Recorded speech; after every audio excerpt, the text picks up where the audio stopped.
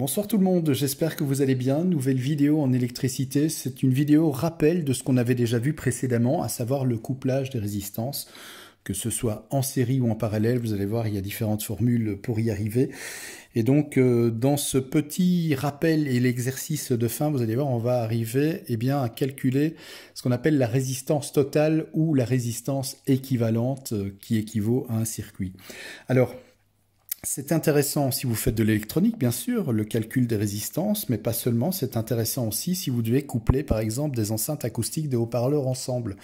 On ne fait pas n'importe quoi non plus, parce qu'imaginons que vous ayez plusieurs haut-parleurs et que vous dites, tiens, je vais les brancher tous en parallèle.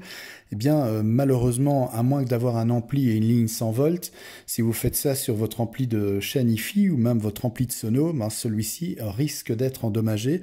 Les transistors de sortie, les transistors de puissance ne vont vraiment pas apprécier et surtout risquent de brûler. Et en brûlant, je le rappelle, les transistors renvoient le courant continu dans les enceintes, ce qui brûle les bobines des électroaimants de celles-ci. Donc c'est vraiment quelque chose à éviter, même si c'est vrai que les bons amplis sont munis de systèmes de protection avec des relais qui déclenchent si jamais il y a un court-circuit ou une impédance trop basse. Les bons amplis en fait sont munis de cette protection pour éviter justement des dommages aux transistors de puissance. Donc ici, dans ce petit rappel, on va d'abord commencer par le couplage de résistance en série. Qu'elles aient d'ailleurs la même valeur comme ici ou pas, c'est pareil. En fait, en série, les résistances s'additionnent.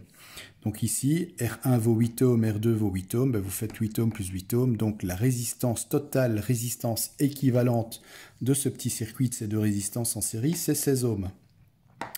En parallèle, si les résistances ont la même valeur, si vous avez deux résistances de 8 ohms qui sont branchées en parallèle, là vous prenez la valeur d'une résistance, à savoir 8 ohms, que vous divisez par le nombre de résistances, à savoir 2 résistances. Et uniquement quand il y a 2 résistances que vous pouvez utiliser cette formule, à savoir 8 ohms divisé par 2, c'est pas compliqué, ça fait 4 ohms. C'est d'ailleurs le circuit que j'ai fait chez moi au niveau de mon installation stéréo.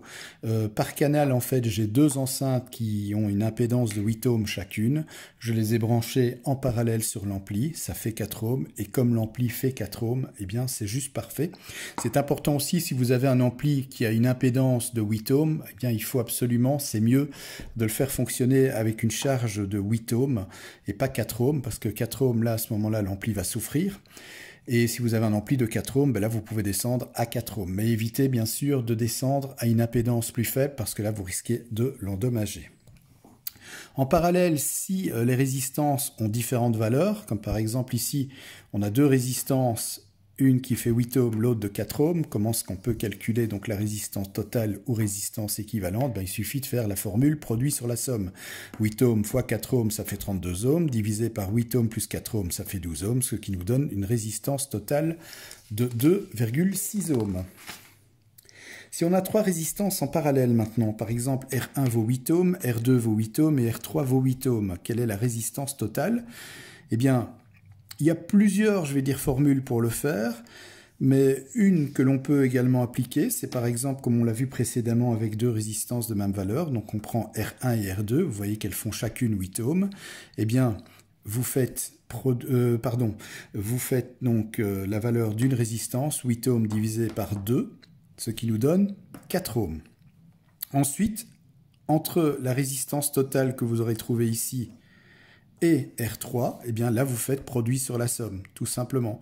Donc vous faites 4 ohms multiplié par 8 ohms, divisé par 4 ohms plus 8 ohms, ce qui nous fait donc 32 ohms divisé par 12, ça vous fait une résistance totale, résistance équivalente pour tout le circuit de 2,6 ohms.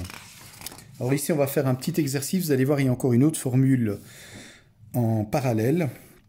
Donc ici, vous voyez, on a trois résistances qui sont donc branchées en parallèle avec trois autres résistances qui, elles, sont en série. Quelle est la résistance totale de tout ce circuit? Donc tout d'abord, on va faire la résistance totale des trois résistances en parallèle. Pour cela, on va utiliser la formule 1 divisé par 6 ohms plus 1 divisé par 8 ohms plus 1 divisé par 2 ohms. Ce qui nous donne en fait la valeur de 1,8 28 ohms. Ensuite, quand on a donc les 1,28 ohms, qui est la résistance totale ou résistance équivalente de ces trois résistances branchées en parallèle, vous voyez que les autres résistances, elles sont en série, il suffit simplement de les additionner. Vous prenez les 1,28 ohms que vous additionnez à 10 ohms, plus 8 ohms, plus 4 ohms, ce qui nous donne une résistance équivalente, résistance totale pour ce circuit, ce branchement parallèle série de 23,28 ohms. Voilà, vous voyez, c'est pas trop compliqué, mais il faut juste connaître les petites astuces. Et donc, comme je vous le disais, c'est très intéressant si vous devez faire, par exemple, du couplage d'haut-parleurs, mais aussi si vous devez faire de l'électronique. Mais il est toujours intéressant de savoir exactement comment coupler les résistances, etc.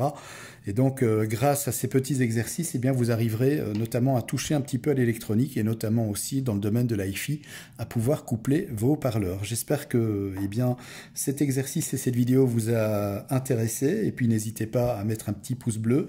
N'hésitez pas à liker la chaîne également, à vous abonner si ce n'est déjà fait. Et puis, je vous remercie d'ailleurs pour vos abonnements. Vous êtes de plus en plus nombreux à vous abonner à cette chaîne et ça me fait super plaisir. Je vous retrouve prochainement pour une nouvelle vidéo en électricité. Je vous embrasse. À très bientôt.